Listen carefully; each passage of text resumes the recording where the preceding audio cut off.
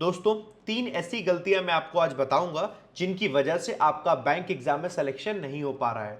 गलती number 1, YouTube की classes को बहुत ज़्यादा टाइम देना।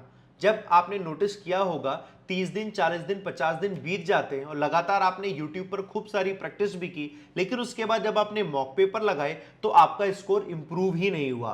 फिर आपको लगता होगा ऐसा मैं क्या करूं कि मेरा स्कोर इंप्रूव हो जाए। अब मैं इसकी प्रॉब्लम बताता हूं।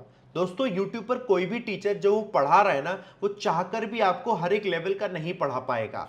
रीजन ये है कि जैसे मान के चलो एक क्लास को कंप्लीट करने के लिए, टॉपिक को कंप्लीट करने के लिए 10 लेवल है, तो YouTube पर अगर टीचर चौथे लेवल, पांचवें लेवल पर जैसे पहुंचेगा तो होता क्या है कि हर दिन YouTube पर नए स्टूडेंट्स बहुत सारे आते हैं जो चैनल सब्सक्राइब करते हैं। तो नए स्टूडेंट को पांचवें लेवल पर कुछ समझ ही नहीं आएगा, तो फिर वो टीचर से कहेगा कि सर मुझे ये समझ नहीं आया, इसका डाउट है।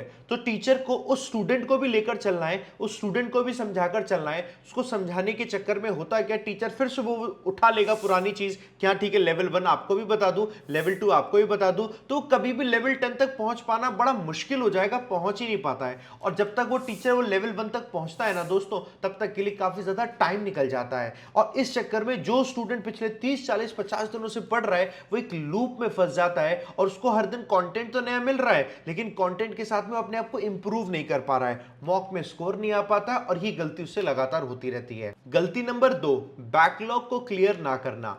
कई बार क्या होता है दोस्तों, जब आप पढ़ाई कर रहे होते हो और उसमें कोई परेशानी ऐसी आ जाए कि आप पढ़ाई नहीं कर पाए और किसी वजह से आपकी कुछ क्लासेस मिस हो गई।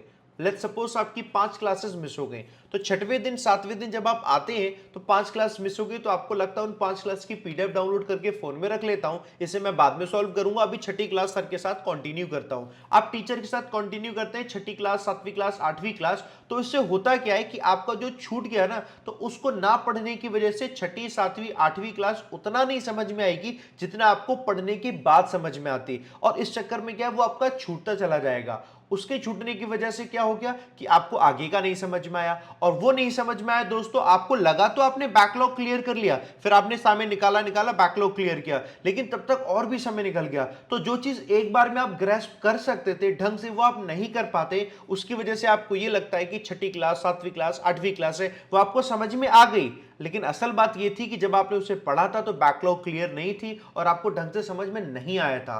तो मेरी एडवाइस है, आप सबसे पहले बैकलॉग क्लियर करिए। मैक्सिमम टाइम देने की जरूरत पड़ती है वो टाइम दीजिए, लेकिन बैकलॉग क्लियर करने के बाद जल्दी से जल्दी क्लियर हो जाए, उसके बाद फिर अपने टीचर के साथ कंटिन्यूअस पढ़िए, सिंक में आइए। लेकिन बिना बैकलॉग क्लियर करे अगर आप सिर्फ सिंक में आओगे तो आपको महसूस तो होगा that you are studying, but असल में क्या है कि आपकी स्टडी नहीं हो पा रही होगी, और प्रॉपर स्टडी नहीं है, स्कोर भी कम आएगा और मॉक में मार्क्स भी कम हो जाते हैं। गलती नंबर 3, मॉक पेपर को सॉल्व करना लेकिन उसका एनालिसिस ढंग से ना करना।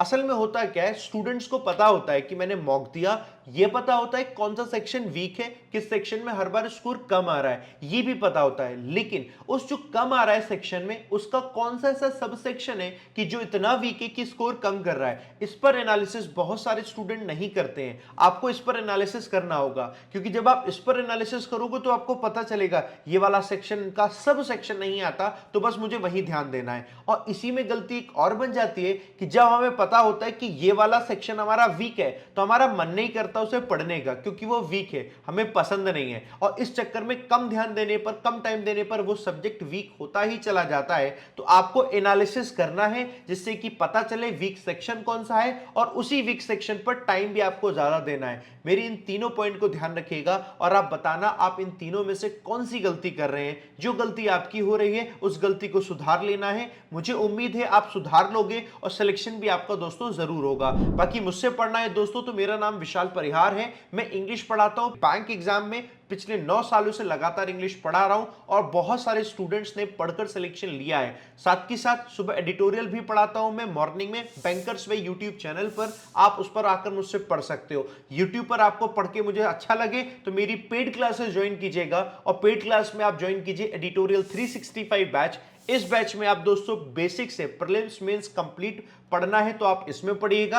अपकमिंग एग्जाम्स एट 2024 के भी सभी अपकमिंग एग्जाम्स इसमें कवर हो जाएंगे। और वो स्टूडेंट जिनका प्रीलिम्स हो चुका है, सिर्फ और सिर्फ मेंस पर फोकस करना चाहते हैं, तो उसके लिए ये मेंस इंग्लिश बैच ज्वाइन कीजिएगा और आपके upcoming IBPS PO, SBI PO, RBI assistant, ये सारे के सारे अपकमिंग मेंस एग्जाम आपके यहां से कवर हो जाएंगे। डिस्क्रिप्शन में लिंक दिया हुआ है, ऑफर अभी भी चल रहा है, सबसे सस्ता है, ताकि कोई भी बच्चा ये ना कहे कि सर महंगा है और अफोर्डेबिलिटी नहीं है। Wish you all the best दोस्तों, सिलेक्शन आपका जरूर हो, जल्दी से जल्दी हो। Thank you very much.